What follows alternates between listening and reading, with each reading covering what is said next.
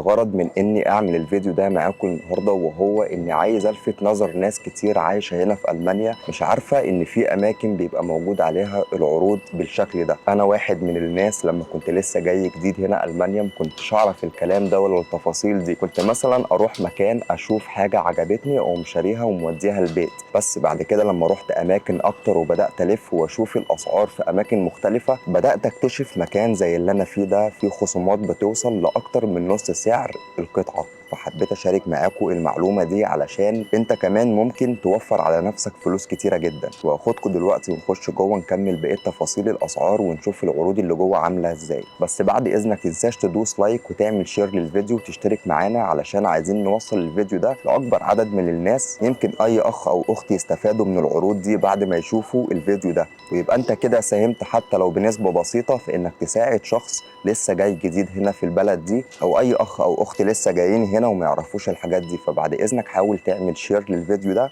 وما تنساش اللايك، ويلا بينا نكمل تفاصيل اليوم.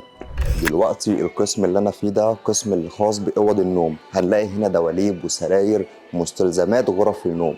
يلا بينا اخدكم ونشوف الاسعار عامله كام بالظبط. هنا موجود المراتب، وعلشان محدش يتلخبط هما مش كاتبين اسعار السرير كام، هما حاطين المرتبه دي او المترس زي ما بيتقال عليها، حاطين المترس ده على حجم السرير ده علشان تعرف مقاساته كام. فعلى سبيل المثال تعالوا اوريكم. هنا مثلا المرتبه دي عليها عرض 42%، سعرها الاساسي 485 يورو، لكن سعرها في العرض هيكون 279 يورو فقط. وهو قصده هنا على المرتبه دي، الجزء ده ملوش علاقه بالسرير نفسه، السرير هو مجرد مقاس فقط لا غير علشان يعرضوا عليه المترس ده. ومكتوب هنا مقاسات المترس اهي 90 في 200 سم، تمام. وهنا السعر. حد هيقول لي طب وال 179 يورو دول بتوع ايه بالظبط؟ اقول لك بتوع الجزء الخشبي اللي هناك ده. الجزء ده اللي بيتحط تحت المرتبه علشان المرتبه ما تقعش، زي المولل عندنا كده في بلادنا العربيه زي ما بنقول عليها المولل. هنا موجود الجزء الخشبي ده. استنوا هرفع اوريكم انا قصدي ايه.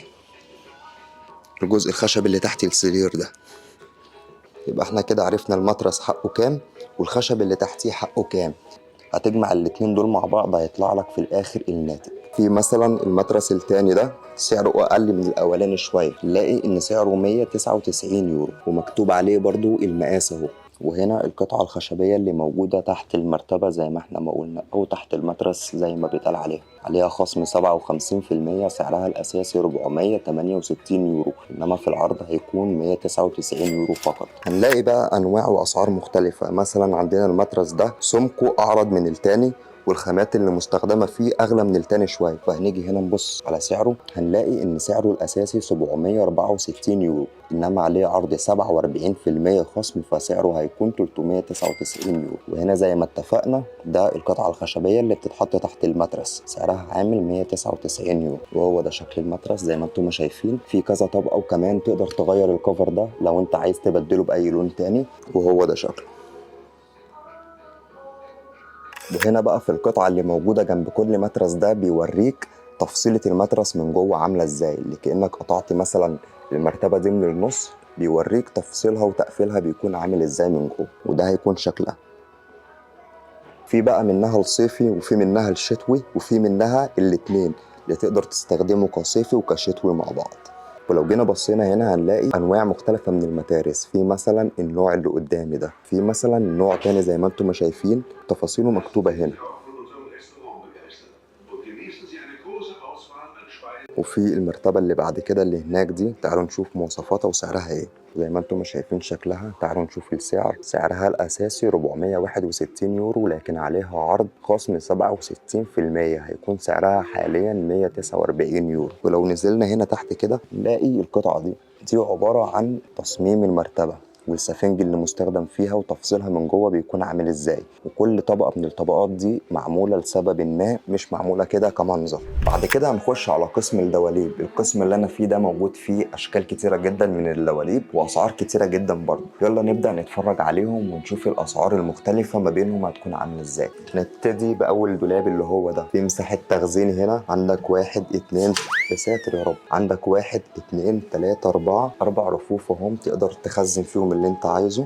وفي الجزء ده تحط برضو حاجاتك هنا، الجزء ده بيتفتح تقدر تحط حاجاتك هنا وتقدر تعلق حاجتك هنا. طبعا انا مش هشرح لك انت هتستخدم الدولاب ازاي، اكيد حضراتكم كلكم عارفين استخدام الدولاب. الواحد بعد ما يلبس وكده يجي يقف هنا يظبط نفسه وينزل على طول، مش محتاج تشتري مرايه. تعالوا نشوف سعر الدولاب ده هيكون عامل كام بالظبط. الدولاب ده سعره الاساسي 907 يورو، لكن هو عليه حاليا عرض، عليه خصم 44%، فسعره هيكون من 907 يورو ل 499 يورو. تمام. وهو ده شكله. تعالوا بقى اخدكم وافرجكم على انواع تانية من الدواليب. عندنا الدولاب التاني وده شكله، في الاضاءات اللي فوق دي وهو ده شكله من جوه. تمام. تقدر تفتحه الجنب ده تستخدمه تحط فيه اللي انت عايزه. انت مالك تقيل كده ليه؟ ونقدر نفتح الجزء اللي هناك برضو نستخدمه. ده دولاب جرار، ممكن شخصين يستخدموه في نفس الوقت. مساحته جميله جدا وسعره كمان جميل جدا. في العادي الدواليب اللي زي كده بيبقى سعرها اعلى من 1000 يورو، لكن الدولاب ده معمول عليه عرض كالعاده، عليه خصم 59%. سعره الاساسي هيكون 1958 يورو، انما سعره حاليا 799 يورو فقط لا غير. وعلى فكره انا مش بعمل لا دعايه ولا اعلانات للمكان، انا لسه ما وصلتش للمرحله دي، وانما انا بعمل كل ده علشان مصلحتكم انتوا. ممكن تستفادوا من العروض دي. اتمنى ان اي حد فعلا يستفاد من العروض دي ويوفر نص ثمن القطعه او الاساس او اي حاجه هو عايز يشتريها. يلا بينا نكمل بقيه لفتنا ونشوف باقي الدواليب. الدولاب اللي بعد كده معايا وهو ده هيكون شكله. تعالوا نتفرج عليه من جوه وبعد كده نشوف سعره كام. في الضرفه اللي على اليمين دي والضرفه اللي على الشمال دي والضرفه الكبيره اللي في النص. تقدر طبعا تشيل الرف ده لو انت عايز تعلق هدومك، وتقدر تخليه زي ما انت ما تحب. تقدر تحطه في اي مكان في الاماكن دي. هو مجهز تصميم الدولاب انك تحرك الرفوف دي من اي مكان لمكان تاني. وفي الاضاءات اللي فوق دي جميله جدا برضو، بحب انا فكره الاضاءات دي. تعالوا دلوقتي نشوف سعر الدولاب ده عامل كام. وسعر الدولاب ده من غير الاضاءات اللي فوق دي هيكون سعره 599 يورو. طيب سعر الدولاب ده في الاساسي كام قبل ما يحصل عليه خصم؟ سعره في الاساس 1052 يورو، لكن هو عليه عرض 43% خصم، سعره هيوصل لحد 599 يورو. انما بقى ال 69 يورو دول حق الاضاءات اللي فوق دي. لو انت عايز الدولاب من غيرهم فانت هتدفع 599 يورو فقط، انما لو انت محتاج الاضاءات دي فهتدفع 69 يورو و90 سنت وهتاخده بنفس الشكل اللي هو عليه ده. والدولاب اللي بعد كده معانا دولاب مميز وجميل جدا. تعالوا نتفرج عليه ونشوف اسعاره كام بالظبط. هنيجي نفتح هنا، ده اول مكان مساحه تخزين وشكله بيقفل اوتوماتيك. يا ساتر يا رب، بيقفل اوتوماتيك ده ولا ايه؟ محدش يشتري الدولاب ده يا شباب. الله، ده طلع بايظ يا شباب. هنعتبر ان دي بتتفتح وما بتقفلش اوتوماتيك. خلاص بقى. طيب يا شباب هنتخيل الشكل ده من جوه شكله هيكون عامل ازاي. تعالوا نفتح بقى التاني. عندنا دراج تحت اهي برضو، الحمد لله مش بيقفلوا لوحدهم. معنى كده ان الدولاب ده فيه عيب.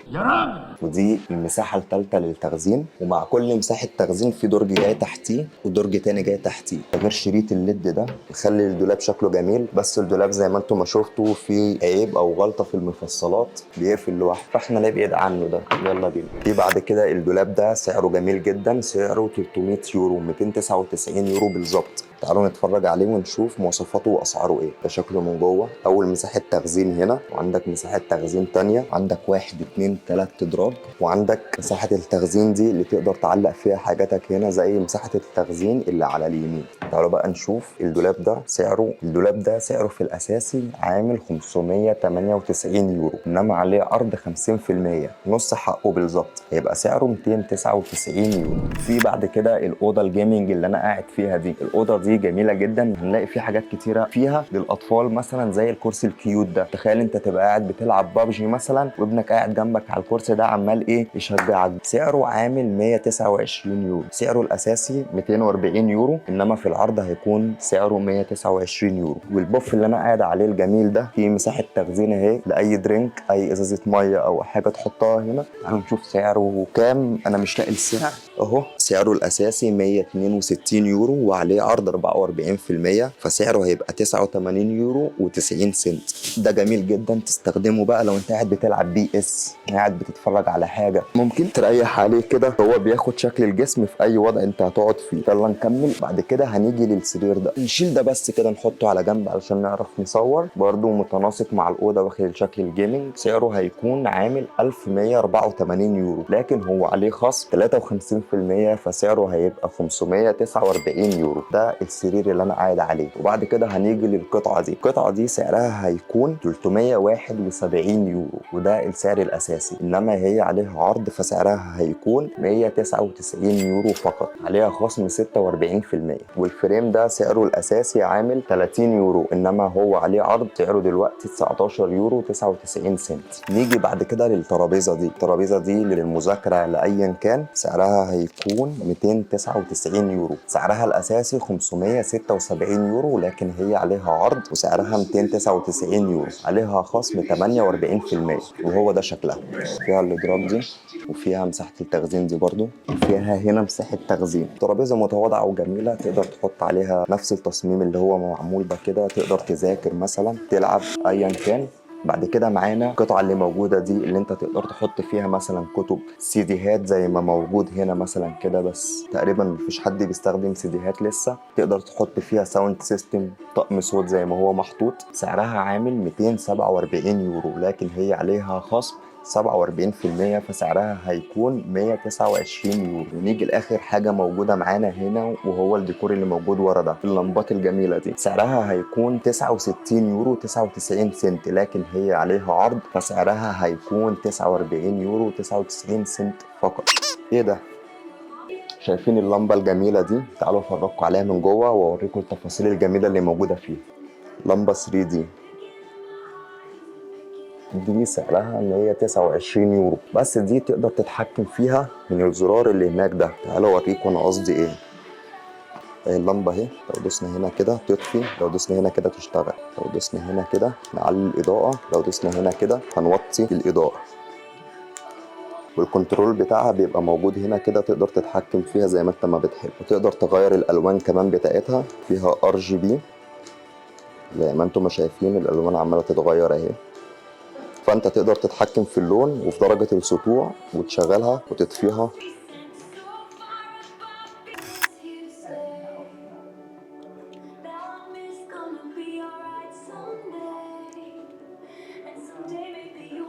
عندنا بعد كده الكرسي الجيمنج ده، فرجكوا عليه الاول بعد كده نشوف سعره ومواصفاته عاملة كام. الكرسي ده سعره الأساسي 558 يورو، لكن هو عليه عرض خصم 67%، فسعره هيبقى 179 يورو. تعالوا برضو أفرجكم على الترابيزة الجيمنج دي ونشوف أسعارها عاملة كام بالظبط.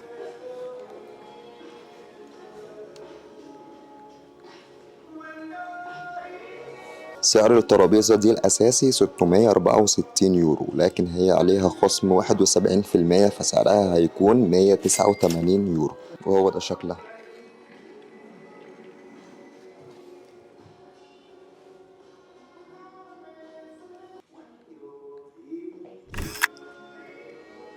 هنلاقي هنا الكراسي بأشكالها وأنواعها المختلفة. تعالوا أخدكم جولة سريعة نتعرف على أسعار الكراسي دي بتكون عاملة إزاي. في منها الكراسي الجيمنج، وفي منها الكراسي الطبية، وفي منها كراسي المكتب، وفي منها الكراسي العادية. تعالوا نبدأ بأول واحد اللي هو الشكل ده، أو تعالوا نبدأ بأخوه اللي تحت علشان أعرف أصوره كويس. الكرسي ده سعره هيكون 129 يورو، وسعره الأساسي هيكون 277 يورو، لكن هو عليه خصم 53%، وسعره هيكون 129 يورو داخل العرض. في الكرسي اللي بعد كده اللي هو الشكل ده، هيكون سعره 79 يورو 99 سنت، نازل من 189 يورو، عليه خصم 57%.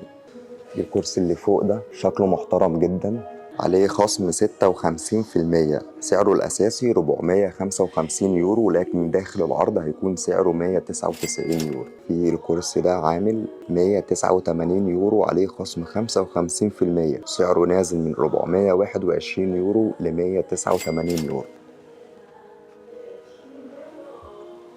موجود هنا أشكال وأنواع مختلفة من الرفوف اللي انت تقدر تحطها كديكور وتحط عليها حاجات. تعالوا نشوف أسعارها بتبدأ من كام. أول رف موجود معانا سعره هيكون 11 يورو 99 سنت، بس ده هيكون سعر الرف ده من غير الستاند اللي هو بيسند عليه. الستاند اللي هو الفضي ده سعره هيكون 19 يورو 99 سنت. في الرف اللي فوق ده سعره هيكون عامل 12 يورو. طبعا من غير القطعتين الستاند دول الرف لوحده هيكون عامل 12 يورو. هنا الرف عامل 12 يورو 99 سنت، وكل ستاند من دول عامل 4 يورو. وفي الاستندات اهي اشكال وانواع مختلفة علشان تحط عليها الرف. في مثلا النوع ده سعره هيكون عامل 22 يورو 90 سنت. في بقى انواع واشكال مختلفة زي ما انت ما تحب وزي ما انت ما تتخيل هتلاقيه هنا ان شاء الله. في مثلا حاجة زي كده تقدر تعلقها وتحط فيها الحاجات اللي انت عايزها، سعرها 33 يورو. سعرها الأساسي 105 يورو، لكن هي دلوقتي داخل العرض. أشكال وألوان مختلفة منه، أشكال وألوان مختلفة. طبعا أنا مش هصور لكم كل واحد بسعره لوحده علشان وقت الفيديو، بس عموما احنا خدنا خلفية عن الأسعار. هنا هنلاقي كل حاجة تخص الحمامات. تعالوا نشوف مثلا أسعار الحنفيات بتكون عاملة كام. سعرها هيكون عامل 59 يورو. الو. في الحنفية دي الشكل التاني، دي بتقدر تسحبها كده تشطف بيها اللي انت عايزه وبترجعها مكانها تاني. ممكن تستخدمها كشطاف بما ان اوروبا ما فيهاش شطافات. ودي سعرها عامل 89 يورو. سعرها الاساسي 204 يورو بس عليها خصم. تعالوا ناخد فكرة نشوف الهيد بتاعت الشاور دي عاملة كام. في اللي هناك دي سعرها 13 يورو، اللي جنبها 17. نيجي بقى هنا غاليين شوية، هنلاقي سعرهم 149 يورو. اللي هي الكبيرة خالص دي سعرها الأساسي هيكون 291 يورو، بس هي عليها عرض. وفي اللي هي دي سعرها هيكون عامل 79 يورو 90 سنت. وفي باقي الأدوات اللي انت بتستخدمها وبتحتاجها للحمام بتبدأ من 10 يورو. وفي حمام كامل اهو، تعالوا نتفرج ونشوف أسعاره عاملة ازاي. في القطعة الطويلة دي تتحط في الجنب كده زي ما انتم شايفين، تقدر تخزن فيها حاجات. القطعة دي لوحديها عاملة 299 يورو، إنما سعرها الأساسي 506 يورو، وهي دلوقتي في العرض عليها عرض فسعرها هيكون 299 يورو. المراية اللي هناك دي سعرها هيكون 259 يورو، نازلة من 468 يورو ل 259 يورو، عليها خصم 44%. والحوض ده تعالوا نشوف سعره عامل كام. الحنفية والحوض سعرهم هيكون عامل تقريبا 113 يورو. وبعد كده في القطعة اللي بتكون تحت الحوض دي برضو فيها مساحة تخزين، سعرها هيكون 229 يورو. في قطعة تانية هي بتتحط على الجنب زي القطعة دي مثلا كده، تعالوا نشوف سعرها كام. 189 يورو. فانت اقعد احسب كل حاجة لوحديها، في الاخر هيطلع لك المجموع. لو انت هتشتري الحمام بنفس الشكل ده كده هيكون تكلفته عاملة كام. في حمام تاني اهو، تعالوا نشوف اسعاره عاملة كام. في القطعة اللي هناك دي زي القطعة اللي فاتت اللي احنا شفناها، تقدر تخزن برضو حاجتك جوه هنا. سعرها هيكون 229 يورو، نازل سعرها من 462 ل 229.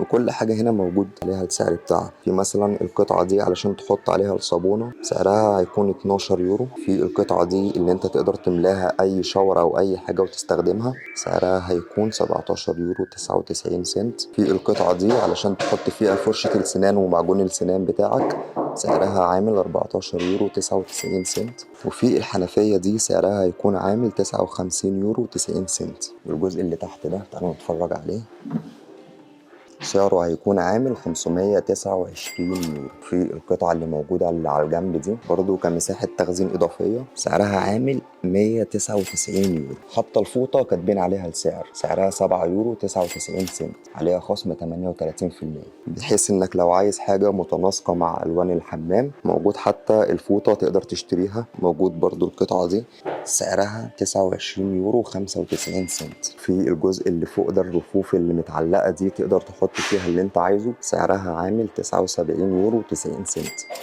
وبكده يبقى انا وصلت معاكم لاخر الفيديو. اتمنى انكم تكونوا استفدتوا من الفيديو ده وعرفتوا ان في اماكن بيبقى فيها عروض جميلة جدا انت تقدر تستفاد منها. لو الفيديو عجبك بعد اذنك عرفني ده تحت في التعليقات. وما تنساش لو انت لسه مشتركتش معانا تشترك معانا علشان تشوف الفيديوهات اللي جاية ان شاء الله. اشوفكم في الفيديوهات اللي جاية ان شاء الله. السلام عليكم.